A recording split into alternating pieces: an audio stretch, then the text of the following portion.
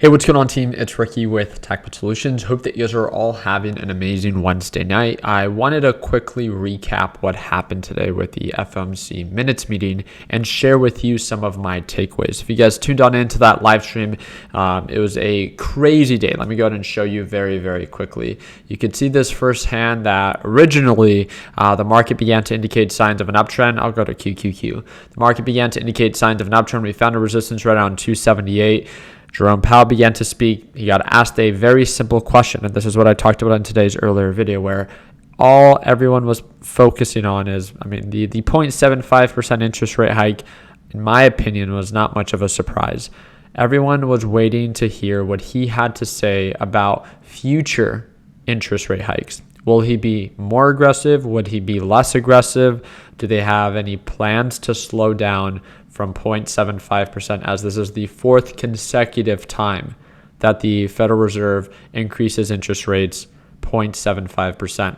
And you can look back in history. This is very, very aggressive. But what he said is they have no intention in slowing down. CPI data, especially as of last one, is not where they want it to be. And it's not going to be much of a surprise that even if they take a more aggressive approach in future up and coming interest rate hikes, which should happen not next month, but in the month of December. I do apologize. It is next month. I forget it's November.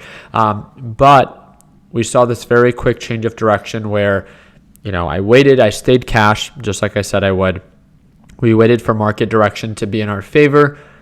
I waited for the market to react. It was bullish. I started jumping into TQQQ. Everything was going very good. We saw resistance on TQQQ right around $21 a share. I called it out. We saw that resistance. I began reducing my position size. I wanted to share with you guys. A lot of you guys were asking for me to share some of my takeaways. I made a quick little journal just so I can remind myself of what to do better next time. It would be, one thing that you guys need to understand is, we're always going to be making these mistakes. The goal should always just be to be a little bit better next time. I shared with you guys my loss. At one point, I was even up more than 15,000. That screenshot was just where, when I caught the screenshot of how much it was that I was up 15,000 at one point. I was up, if I'm not mistaken, over $20,000 when we were closer to $21 a share for the second time, as you guys could see over here. We're thriving, right? And there's this quick change of direction. I simply did not want to accept it. I went from up 20,000 to down $14,000 on the day when I decided to cut losses. So if you think about it, I didn't just make 20,000 and then accept the $14,000 loss, right? So when I posted that screenshot, people thought, well, Ricky, you still walked away with profit. No, I went from up 20K in that same trade. I lost the 20K completely and then went down 14K on the day. So if you think about it, it's actually a difference of around $34,000, $35,000. That's why I was so bothered by what happened today. It's a mistake. I'm here to grow from it. It's not anything that's going to discourage me. I've had many days much larger than what I lost today. It's not about that. It's about what I could do better next time. So for November 2nd, again, I just wanted to share this with you guys. So if you didn't tune on in, you guys can kind of see some takeaways, and I'll try to call it out from what time this was happening. So November 2nd, today there was a FOMC minutes meeting. We waited for confirmation on market direction. So again, we stayed cash, which I think was a positive takeaway. We waited for the market to react. It reacted bullish. We went for TQs, right?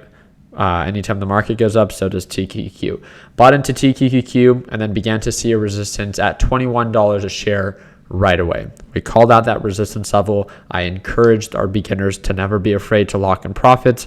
A positive takeaway. TQQQ peaked as soon as Jerome Powell began to speak and did not surpass $21 a share.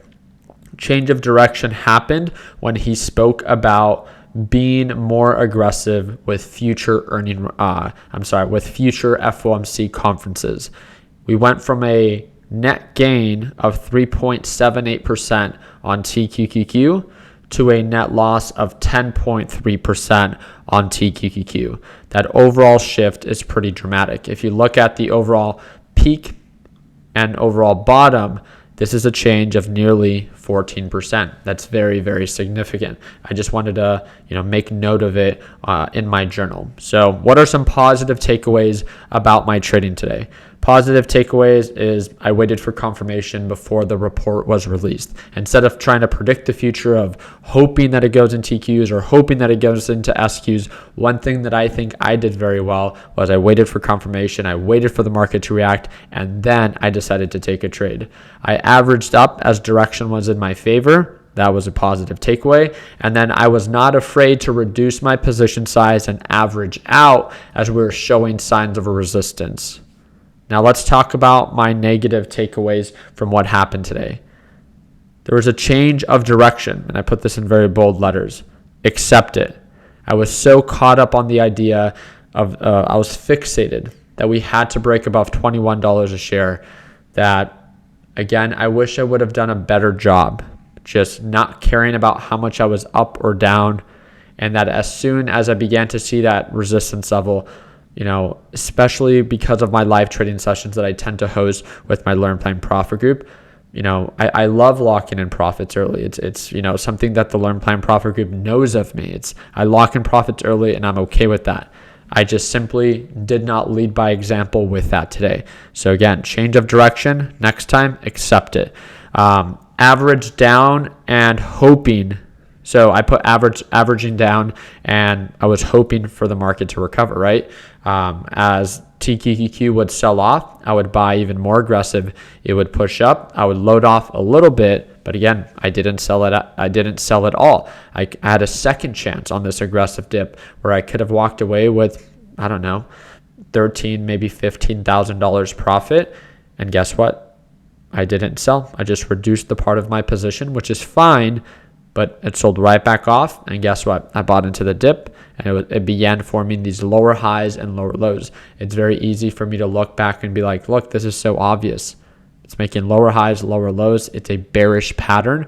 This is not something that I should want to trade. So again, averaging down, and I was hoping for a recovery. And as soon as this thing began to trade below the moving average, I should have just accepted. I don't care if it was a little loss. I don't care if it was a break even or a little bit of profit. As soon as it began to break below, I don't care so much about the EMA, but as soon as it began to break below the moving average, that is more of a useful indicator for me where the change of direction is happening. I need to accept it. And then not selling all of my position regardless of the PNL. So again, at that moving average or even at that resistance level, I should have been okay that regardless of how much I was up or down, I should have been okay with accepting whatever dollar amount because of that resistance that was very obvious. I could have always gotten back in if we broke above $21 a share. And I know next time, again, it feels so much better to have the option to get back in versus feeling hopeless when something is selling off. So again, it's just that constant reminder of something that I need to make more of a habit. I'm not perfect. I make these mistakes. I'm human. My job is just to learn from them to show little progress. Next time, I don't expect for me to be perfect next time, right? I just hope that next time I can put in the effort and put in the work that I'm not afraid to lock in profits, or if there is a change of direction, that I'm not afraid to close my position altogether. And even if it's a break-even day is always better than a large loss on the day. And that's really just it when it comes down to the FOMC minutes meeting. There's a lot of volatility. There's a quick change of direction. Congratulations for everyone that locked in profits on TQs. I saw some of our traders lock in profits on TQs and then began to short it when direction was in your favor for SQs. You guys did an amazing job. You guys followed the rules and stick to it. And I'm very grateful to have you as a part of the team. When it comes down to tomorrow, friendly reminder, we do have a series of earning reports for bigger companies that are going to be reporting tomorrow after the market closes, as it's Thursday, as well as 1 hour before the market opens. We have the initial claims, which is pretty important. And then later on throughout the day, we have the ISM non-manufacturing index being reported 30 minutes after the market opens. So I won't be live streaming 1 hour before the market opens, but if you're part of my Learn Plan Profit group, I will be live streaming at 10 a.m. Eastern time, or this correlates on over to 7 a.m. Arizona time or Pacific Standard Time. So I'm looking forward to what the market has to offer tomorrow. One of the things that I always like to remind our traders is that it doesn't matter how much money you made last week or last month or last year or even yesterday, right? The market does not discriminate on or determine if you're going to make money or not make money based off of your previous performance.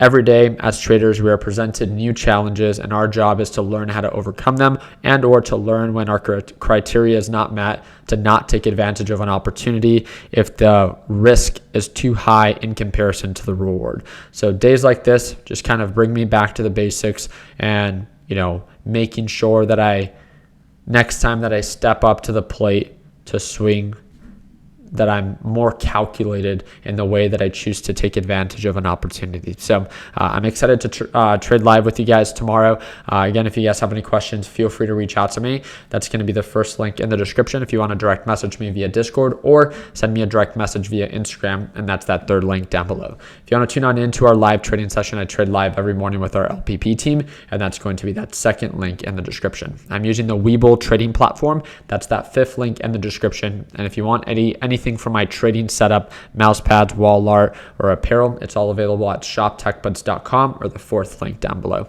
Appreciate you guys' time. I hope that you guys enjoyed this recap. Feel free to share your thoughts down in the comment section. And also, again, this trading journal itself is actually available at Shop Tech Buds. It's just a good way. I feel like I retain information a little bit better when I write things down, and maybe you guys too. And you guys can pick one of these up pretty cheaply at the Shop Tech Buds site or the fourth link down below. Like always, let's make sure that we end the year on a green note. Take it easy, team.